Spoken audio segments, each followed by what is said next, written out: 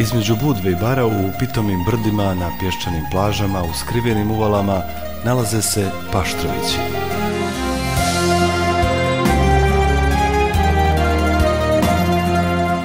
Prvi put se pominju 1355. godine kao vlastela u službi cara Dušana. Postanak i etimološko značenje imena Paštrovići do danas nijesu objašnjeni, ali se iz arhivskih podataka iz 14. i 15. vijeka vidi da je u ovoj oblasti postojalo istoimeno prezime. Paštrovići su vjekovima bili pod političkim i kulturnim uticajima različitih kultura.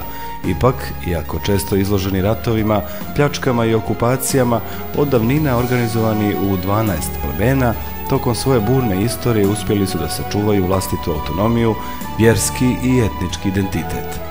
Poput valova koji se prepliću na Miločarskoj plaži pod manastira, na ovom su se mjestu vijekovima ukrštali vjera i umjetnost, politika i obrazovanje.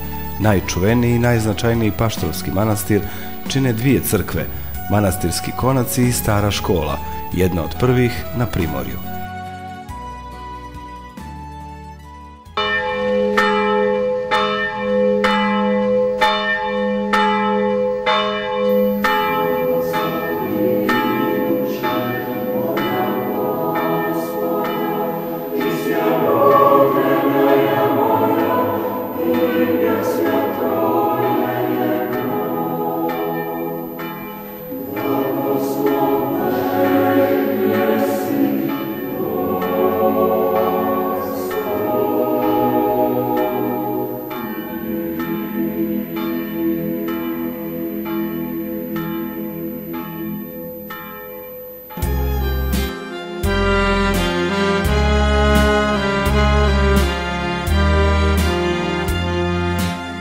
Praskvica, duša Paštrovića.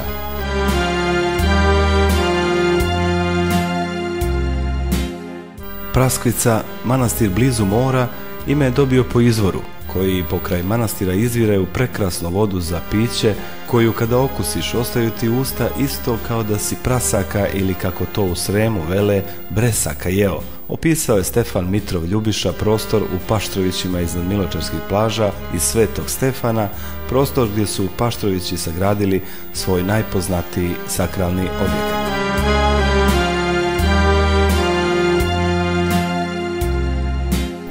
Iako se po jednom narodnom kazivanju spominje da je Praskvica osnovana 1050. godine, kada je na ovom prostoru podignuta crkva Svete Trojice, a po drugom da je poveljom kralja Milutina Praskvica osnovana 1310. godine, naučna istraživanja govore da osnivanje Praskvice, kada su u pitanju provjereni materijalni dokazi, ipak treba vezati za početak 15.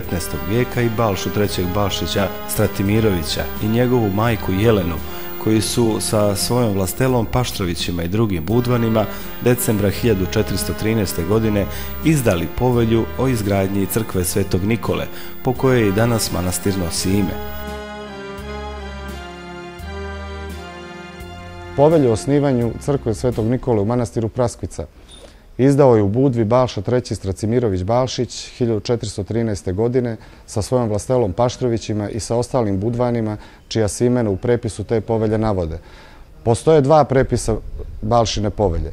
Prvi prepis povelje objavio je 1892. godine Konstantin Diričak u spomeniku Srpske akademije nauka i taj prepis je u stvari prepis povelje iz Kotorskog arhiva, iz Kotorskih notarskih knjiga za 1438. i 1439. godinu. Povelje su tada u Kotor donijeli monah Danilo i Kaluđer Pajsije kako bi se na taj način zaštitili od gubljenja privilegija koje su manastiru po povelji pripadale.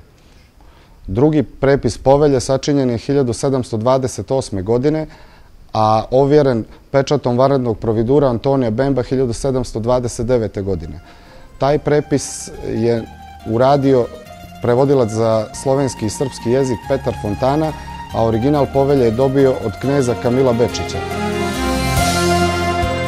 Iako su se Paštrovići 1423. godine dobrovoljno stavili pod mletačku vlast, pravoslavni Živalj se zalagao da i dalje ostane pod duhovnom vlašću Cetinske mitropolije.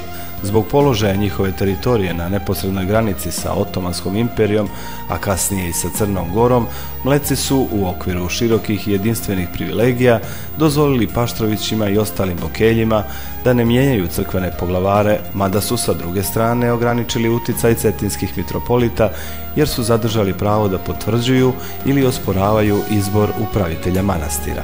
Vrlo dobar status koji su kod Venecije uživali nikako nije mogao da utiče na stalnu paštrovsku težnju za jačanjem veza sa pravoslavnim narodima. Upravo mudrost i razboritost ljudi na vječitoj granici, koja se često veže za njihov karakter, pokazala se i u tom vremenu kada Paštrovići ostvaraju posebne veze sa Rusijom, u čemu se izdvaja pomoć ruske carice Katarine Velike. Veze manastira Praskvice i Rusije datiraju još s početka 18. vijeka, za vrijeme vladavine Petra Velikog. U to doba znameniti bokelj, grof Sava Vladisavljević, imao je značajnu ulogu u jačanju tih veza, jer je imao veliki ugled na ruskom dvoru. Upravo on, 1733. godine, donio je prvi poklon manastiru Praskvice iz Rusije, 32 knjige, od kojih je i Evanđelje u zlatotisku optočeno srebrom najznačajnija. Ta veza nije bila jednostrana, jer su Paštrovići na molbu carske Rusije učestvovali u borbi protiv Turaka i Francuza. Vrijedno je pomenuti 1789. godinu, kada je dolazio grof Ivelić, izaslanik ruskog cara u Crnoj Gori, sa carskom gramatom kojom se Crnogorci, Bokelji i Paštrovići pozivaju na borbu protiv Francuza i Turaka. Prva konkretna novčana pomoć iz Rusije stigla je 1783. godine. I to na molbu arhimandrita Save Ljubiše, koju je napisao po nagovoru mitropolita Petra I, koji je inače bio nosilac ordena Aleksandra Nevskog. On je tu molbu predao carici Katarini II. Preko kneza Potemkina, koji je inače bio miljenik carice Katarine, i uslijedio je odgovor u vidu pomoći od 100 zlatnih cekina. Na drugo putovanje u Rusiju arhimandrit Sava Ljubiša odlučio se da ode 1789. godine, kada je ponovo pisao za pomoć sada već sinu carice Katarine, caru Pavlu, koji ne samo da je odobrio pomoć, nego je tu pomoć i povećao za još 50 zlatnika, tako da je godišnje sledovanje manastiru Praskvice iz Rusije bilo 150 zlatnika. Na taj način manastir Praskvica je postao jedan od najimućnijih manastira u Primorju, a ugled arhimandrita Save Ljubiše je značajno porastao u narodu. Na ovaj način može se reći da je Rusija itekako vodila računa da Paštrovićima pomogne u očuvanju nacionalnog bića i sačuvaju pravoslavlje na ovoj teritoriji. 1807. godine jedan mirni period manastira Praskvica se završio. Dakle, sve one privilegije i sve ono što je manastir uživao i Paštrovići uživali godinama pod Mletačkom republikom i pod njihovom vlašću se nekako završilo dolaskom Francuza. Francuzi su bili u jednom velikom naponu snage, da tako kažem, vladari Evrope, pokorili su jedan njen veliki dio i tako su došli do Paštrovića. Prilično veliki mir je narušen novčanim nametom, ratnim novčanim nametom koji su Francuzi nametnuli u početku svoje vladavine ovdje, a koje Paštrovići nekako nisu mogli da prihvate zbog toga što jednostavno nisu, da se tako izrazim, bili na to navikli. I pobunili su se protiv toga, međutim, jedan dobar primjer ovdje u blizini Brajića, koji su potpuno bili popaljeni od strane Francuza, ih je nekako smirio. Paštrovići su inače tokom svoje istorije uvijek odisali nekom mudrošću i umjeli su da procjene šta je to što moraju da urade i onda kada im to i nije najmilije. I tako su u dogovoru s Francuzima prihvatili na neko vrijeme da plaćaju taj ratni novčani namet, međutim, u stvari čekali su rusku vojsku s kojom su bili, dakle, sa tom Rusijom direktno povezani i sa kojima su imali posebne veze. Posebno se tu isticao Sava Ljubiša, iguman ovog manastira, koji je više puta išao u Rusiju po carsku pomoć. O tome svjedoče i gramate carice Katarine Velike i cara Pavla, koji je došao posle carice Katarine i koji je uvećao na još veći iznos tu veliku rusku pomoć. Inače, manastir Praskvica je uvijek bio sjedište Paštrovića, u njemu su se svi oni najvažniji događaji dešavali i taj uticaj Save Ljubiše je zaista bio veliki. To nam govori podatak da su Francuzi, prepoznavši taj uticaj, izdali, tako da se izrazi moderno, jednu potjernicu za Savom Ljubišom, koji je kasnije morao da bježi u Crnu Goru. I već u junu 1812. godine Francuzi su izgubili neko svoje strpljenje i krenuli su u prvi pohod na Paštroviće, ali je došlo do primirja. Već posle nekoliko dana general Pacto je ušao u jednu kaznenu ekspediciju u Paštroviće i tom prilikom se desila i ta epizoda koja je meni lično bila vrlo zanimljiva, a koju sam čuo upravo od igumana današnjeg manastira Dimitrija Lakića, arhimandrida, koji mi je ispričao da je jedan moj imenjak i prezimenjak tada ubijen ovdje, veliki dobrotvor manastira Praskvica, i da su tu dva monaha također ubijena i da su oni na jedan zvjerski način, koji je do tada bio nepoznati Budvi i Paštrovićima, povedeni u Budvu i izloženi kao jedan primjer da se tako ne smije ponašati prema Francuzima. Također Francuzi su poharali cijeli manastir, zapalili ga, neki hroničari kažu i porušili. I od već 1813. godine, znači napuštanja Francuza ovog prostora, nije bilo života ovdje u manastiru Praskvica. Nekako su Paštrovići jako teško doživjeli rušenje i razaranje ove velike svetinje. I ono što je možda najteže sa današnjeg aspekta je činjenica da su Paštrovići izgubili svu svoju arhivu. Ovdje su se vjenčavali, ovdje su se krstili, ovdje su se sahranjivali, a i velika biblioteka je bila uništena i Stefan Mitrov Ljubiša kaže da su se sve bijelilo morem i putem do Budve od arhiva i od ostataka arhiva koji su po Budvi raznijeli francuski vojnici. Pod vlašću Mletačke republike Paštrovići ostaju do samog njenog kraja 1797. godine. Čitav prostor tadašnje Boke, poslije kratke vladavine Francuza, čije se period može okarakterisati kao najmračniji u jako dugom periodu praskvičke istorije, potpada pod austro-ugarsku vlast. Međutim, paštrovska i praskvička stradanja za vrijeme Francuza i težak početni period pod Austro-Ugarima kao da su bili dodatni impuls za jačanje veza sa carskom Rusijom, koja ne samo da je nastavila da šalje pomoć, već je istu i uvećala. Podrška od strane Rusije i odlučnost Paštrovića da se na ovom prostoru održe učinili su da se, poput Feniksa, Praskvica iz pepela obnovi. Stalnu godišnju pomoć iz Rusije manastir Praskvica je dobijao prvo preko poslanstva u Beču, a kasnije preko konzulata u Dubrovniku i Cetinju. I što je najznačajnije, ta pomoć je kontinuirano stizala, sve do 1879. kada je Rusija saznala da se upravljanje manastirom umiješala svetovna vlast. Međutim, već 1890. godine arhimandrit Vasilije Perazić uspio je da ubijedi ruski sinod da ponovo pomažu manastir i oni su to sve činili do 1917. godine kada su Rusijom zavladali komunisti, to jest do Oktobarske revolucije.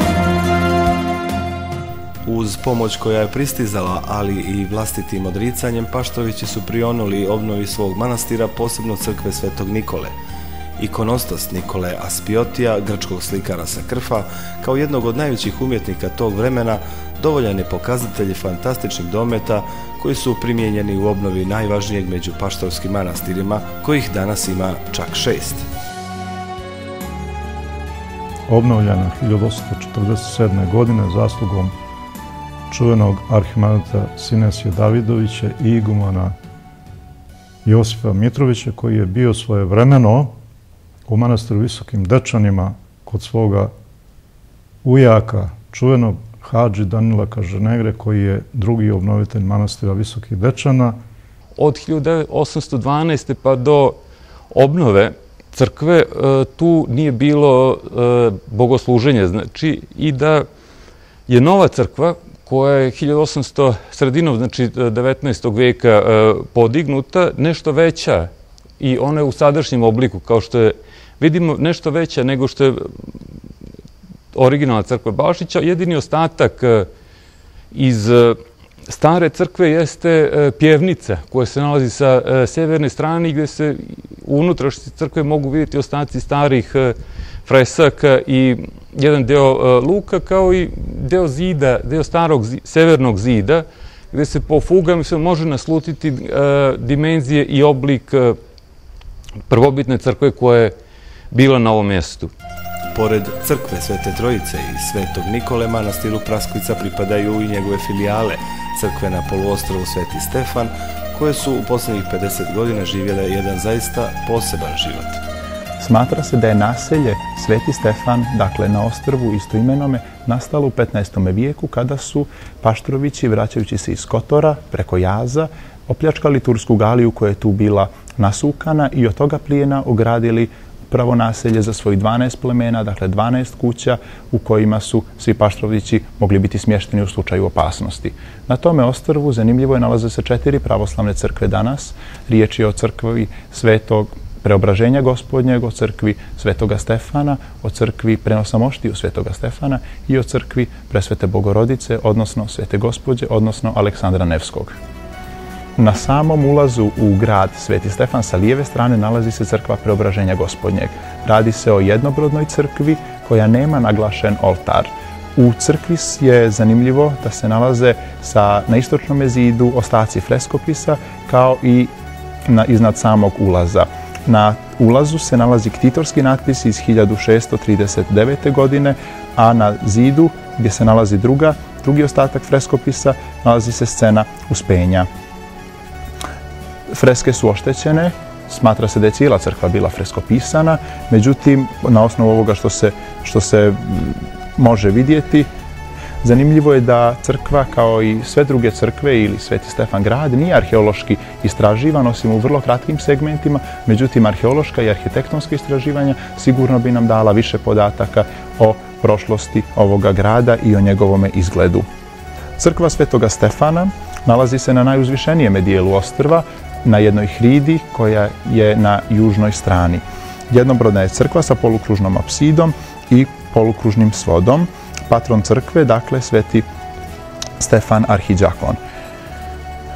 Podignuta je nakon nastanka ostrva, smatra se već u 15. vijeku, međutim, to bi se moglo istraživanjima arheološkim vjerovatno potvrditi. Današnji izgled nam govori o tome da su na crkvi vršene intervencije, o čemu govore različite spolije i drugi dokazi. Zvonik na preslicu sa jednim oltarom ima prelom u tjemenu, a pravugaoni prozor na sjevernom zidu također nam govori da je riječ o raznim dogradama na ovoj crkvi. Crkva Prenosa moštiju Svetoga Stefana Arhiđakona nalazi se baš pored same crkve Svetoga Stefana, dakle pored one najstarije. Riječ je o crkvi koja je navodno ograđena 1885. godine, međutim, po nekim izvorima može se pretpostaviti da je ona bila i ranije na tome mjestu, iako to uopšte nije pouzdan podatak. Crkva Prenosa moštiju Svetoga Stefana Arhiđakona je jednobrodna crkva većih dimenzija od svih drugih crkava, orijentisana naravno u pravcu istok-zapad. U njenoj unutrašnjosti nalaze se 3 reda pilastara koji dijele prostor na 4 traveja. Ikonostas u crkvi radio je petrovački slikar školovan u Beču Marko Krstov-Gregović. Četvrta crkva na ostrvu Sveti Stefan posvećena je rođenju Presvete Bogorodice. Crkva također ima još nekoliko naziva od kojih je u narodnom diskursu bio najpoznatiji Svete Gospođe, a kasnije, krajem 30. godina prošloga vijeka, crkvu je kraljica Marija Karađorđević posvetila svome patronu, svetom Aleksandru Nevskom. Crkva je jednobrodna, nalazi se na stjenovitoj hridi na zapadnoj strani ostrva Tokom 50. godina prošloga vijeka, kada je grad Sveti Stefan promijenio namjenu i postao hotel, taj dio crkve je uništen, tačnije krovni vijenac je skinut, kao i krov, i nanesena je ploča koja je bila dio ugostiteljskog objekta Hotel Sveti Stefan. Prilikom adaptacije hotela Sveti Stefan 2008-2009. godine otkriveni su ostaci nanovo crkve Svetog Aleksandra Nevskog, odnosno Svete Gospođe. Crkva je završena i renovirana 2012. godine, a 2013. godine u septembru biće svečano osveštana.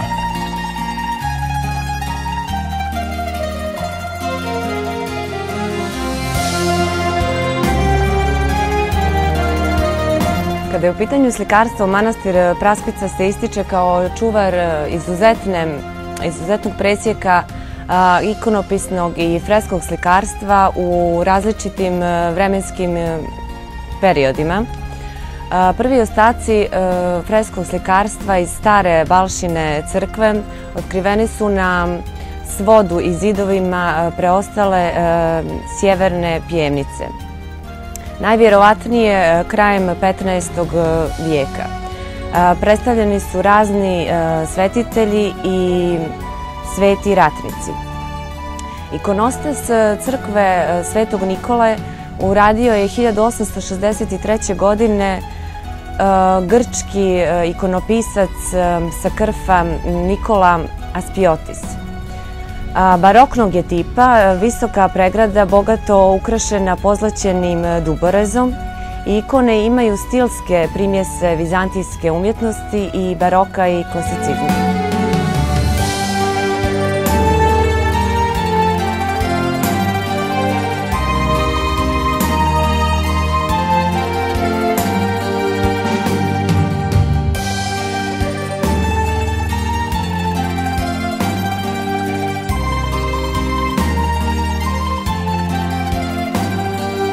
Tešku sudbinu manastira, koji je tokom viševekovne povesti bio često rušen i pustošen, naravno da je delila i njegova riznica.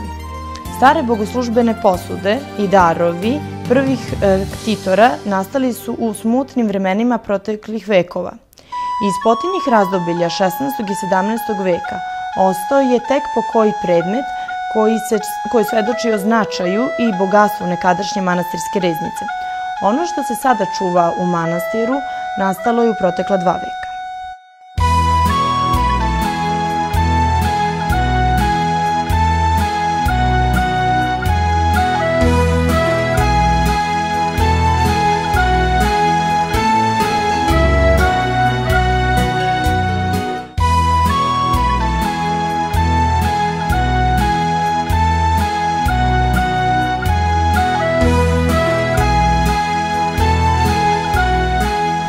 Iz bogate zbirke ćemo izdvojiti krst koji je po predanju pripadao srpskom caru Dušanu, koji je ovdje donio arhimandrit Danilo Kažanegra, koji je bio iguman manastira Visokih Dečana. Tu su i Putir Diskos, dar ruskog cara Pavla, tu je rukopisno evanđelje koje u 14. vijeku pisao iguman cetinski Gavrilo, a koje je manastiru poklonio mitropolit crnogorski Danilo Petrović. Tu su i gramate ruskih careva, ruske carice Katarine i ruskog cara Pavla, kojim su davali godišnju pomoć manastiru Praskvici. Ono što je značajno još iz bogate riznice su i portreti koji se nalaze. Tu je portret srpskog patrijarha Gavrila Dožića, zatim mitropolita Visariona Ljubiše, koji je rodom iz Paštrovića, koji je bio sabrat manastira Praskvice, koji manastiru i darivao okovano štampano evanđelje dok je bio episkop Zahumski u manastiru Ostrogu, i Antimis, koji se nalazi sad u riznici manastira Praskvice, a darovao ga je crkvi Svetog Jovana u Blizi kućama. U nizu portreta nalaze se i portreti igumana manastirskih Vasilija Perazića, koji je bio iguman do 1894. godine. Zatim igumana Danila Ugrinovića, koji je bio rodom Rišnjanin i koji je bio upravitelj manastira do 1927. godine. I portret igumana Borisa Kažanegre, koji je bio iguman do 1979. godine. U manastir Praskvicu došao sam 3. oktobra 1964. godine kod čuvenog igumana Borisa Kažanegre i njega zaista smatram drugim roditeljem. Ja sam njegov saradnik bio punih 16 godina do njegove smrti 1979. godine, od kada sam praktično i naslijedio, da kažem, njega i eto od tada pa do dana današnjega i dan danas sam upravitelj manastira Praskvice. I veliko mi je zadovoljstvo što sam evo puni 49 godina u Praskvici i da sam doživeo 600 godina proslave gradnje crkve Svetoga Nikole. Prije 49 godina izgledalo je i bolno i tužno. Za vreme liturgije imali smo samo 4 ili 5 staraca zato što je narod bio preplašen.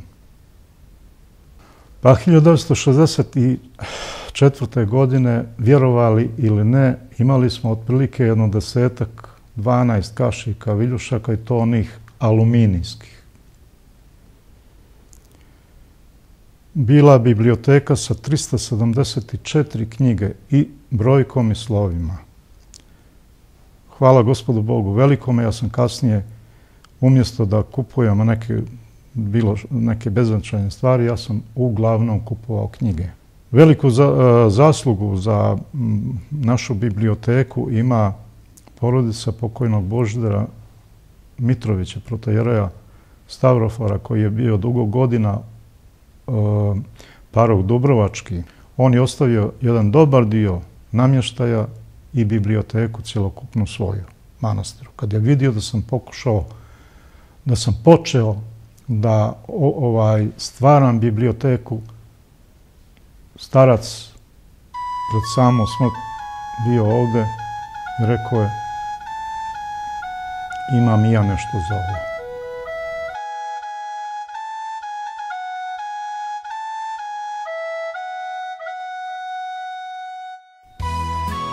Nalazimo se u biblioteci manastira Praskvica, koja danas broji 5000 naslova isključivo novijeg porekla. Nažalost, ostali naslovi su u pohori 1812. uništeni.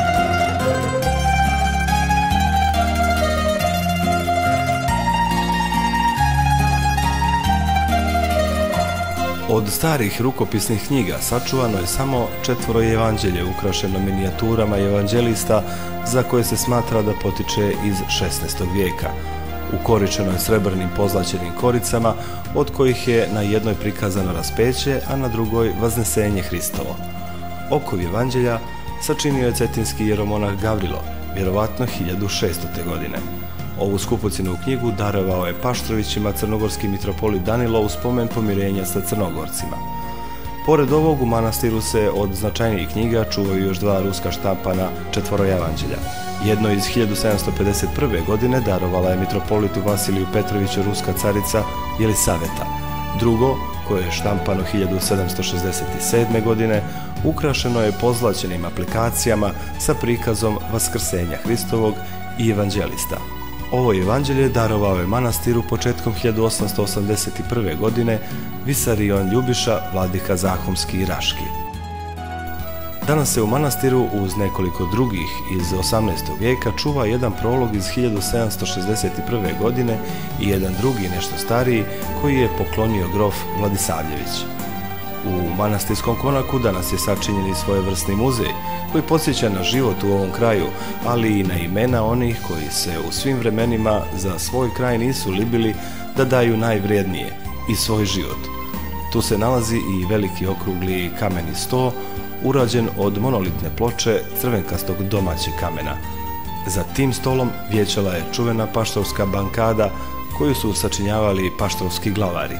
Taj sto se često nazivao i sto od pravde. Mi se upravo sada nalazimo za stolom od pravde, paštorskim stolom od pravde, to je sto od pravde. za kojim se okupljali paštorski glavari, tu su vijećali, sudili, donosili svoje odluke. Ima čak i, rekao sam već, i njihov paštorski zakonik po kojem su ne upravljali. Opet kažem i ponavljam, rigorozan, ali ne bi zgorega bilo da se poneki put danas primijeni. Manastir Praskvicu danas posjećuju brojni turisti i vjernici, a zabilježeno je da su ovdje između ostalih dolazili. U manastirskim zapisima stoji da je manastir posjećivala kraljica Marija Karađorđević, čiji se dvorac nalazi upravo ispod manastira i koja je bila dobrotvor ovog manastira i obnovila je 2 hrama na ostrvu Sveti Stefan. Hram rođenja Presvete Bogorodice, na njenu molbu preimenovanu hram Aleksandra Nevskog i hram Preobraženja Gospodnjeg. 1973. godine manastir je posjetio patrijarh srpski German sa svim arhijerejima Srpske pravoslavne crkve. Jedna od mnogih anegdota i priča vezana za manastir Praskvicu jeste upravo ona o Jegoru Stroganovu. Jegor Stroganov bio je visoki oficir carske Rusije koji je koncem 18. stoljeća došao iz Rusije u manastir Praskvicu. On je, dakle, napustio Rusiju tada jer je imao sukob sa nesuđenim zetom svoje ćerke. U jednome sukobu, tačnije dvoboju koji je imao sa njim, izgubio je lijevu ruku, ali je uspio da desnom ubije upravo svog nesuđenog zeta. Prebjegao je iz Rusije, dakle, tražeći upravo svoju ćerku koja je nakon toga dvoboja po nekim izvorima nestala. Smatra se da je došao u manastir Praskvicu gdje je zavjetovao se za vječno ćutanje. Jegor Stroganov odlučio se da napravi put, kamenu stazu od Miločevske plaže do brda Čelobrdo koje se nalazi iznad manastira Praskvice. Radeći na tome poduhvatu, jednog ljetnjega dana u manastir Praskvicu stigao je iz Rusije također mladi monah zvan Jelisej. Jelisej je, naime, po nekim izvorima začudno gledao upravo staroga Jegora, međutim niko nije dao pretpostaviti ono što će se u stvari na kraju priče i vidjeti kao istina. Dakle, radeći na tome poduhvatu stigao je Jelisej u manastir Praskvicu, međutim nedugo nakon svoga dolaska Jelisej se razbolio i kada se vidjelo da će on umrijeti u njegovoj samrtničkoj postelji, zamolio je da se dovede upravo Jegor Stroganov. Jegor je pristao na to da bude uz mladoga Jeliseja u njegovim posljednjim trenucima života, međutim na samoj samrti vidjelo se da je u stvari Jelisej ćerka Jegora Stroganova, Jekaterina. Naravno, to je bila tajna koju je Jegor kao unesrećeni otac čuvao do kraja svoga života, sa kojom je i sahranjen u grob. Međutim, monasi su također vidjeli da je riječ o djevojci nakon što je ona preminula i upravo u porti ovoga manastira sahranjena je ona. Sahranjen je naravno nekoliko godina kasnije njen otac koji je uspio da dovrši put do brda Čelobrdo i taj put zove se danas Jegorov put. Paštrovići su oduvijek znali ko su i kome pripadaju. Svoju vjeru nisu napuštali ni u najtežim trenucima, ni pod najvećim pritiscima. Pa što se tiče Paštrovića, ja mogu sa velikim ponosom da kažem. Evo toliko vremena, toliko vjekova, onoliko koliko je jedna nesretna Srbija bila pod Turcima, toliko su ovi opet bili pod ovim lukavim Latinima, 374 godine pod Mečećima, 7 godina pod Francuzima za vreme Napoleona i 106 godina za vreme Franc Josifa i Marije Tereze i tako dalje. Imamo jedan jedini primjerak, odnosno 5 primjeraka da neko prešao u katoličku vjeru, a to su u Kastel Lastvi, današnjem Petrovcu na moru. Samo 5 i ništa više. I ono što je vrlo važno, ostali su vjerni i Bogu, i srpstvu, i pravoslavlju. A ovo je jedno od najistorenijih odeljenja srpskog naroda, upravo sa jedne strane prema Mlečećima, a sa druge strane ovamo lijevo prema islamu. Ovdje se priča prenosila sa koljena na koljeno, sa djeda na unuka, sa oca na sina.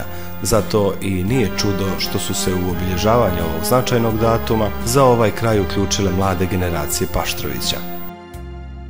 Moji preci su venčavani i krštavani u ovoj crkvi kao što sam ja kršten, ja sam venčan u ovoj crkvi, moja deca su krštena i to je nešto što na neki način nas veže, bez obzira i mislim mnoge ljude koji ne žive u Paštrovići ili ne žive u Budvi, ali ih vezuje na neki način sa nekom vrstom postojbine ili prosto sa zavičajem. Ja sam imao sreću da je imam sreću da je moj otac istoričar i da se dosta bavio istorijom ovog kraja, tako da i kroz njegove priče i razgovore se dosta podataka, dosta zanimljivosti vezanih za ovaj kraj se prenose. Ono što on pokušava više i ja zajedno sa njim, to je da opet i on na svoje unuke, ja na svoju decu, da prenesemo nešto od znanja i od priča i od običaja koji su opstali u Paštrovićima. Danas je manastir Praskvica stožer cjelokupnog paštrovskog naroda, a Paštrovići su, čini mi se, ovdje u ovom manastiru sama činjenica da su i učili školu, da su se i sahranjivali, da su i imali svoj konak i svoju riznicu i jedan svojevrsni muzej.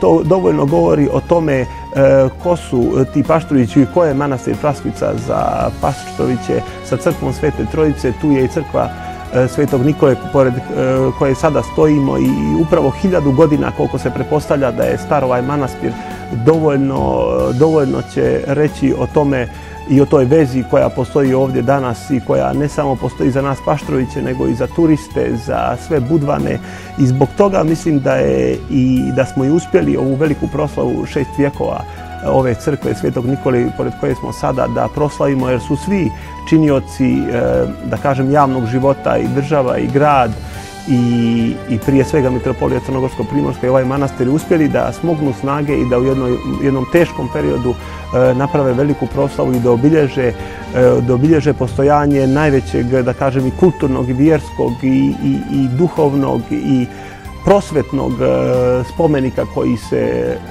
koji se na našem primorju nalazi. Danas manastir živi svoj poučeni, duhovni život otvorenih vrata za sve goste dobronamjernike kao i vjekovima do sada.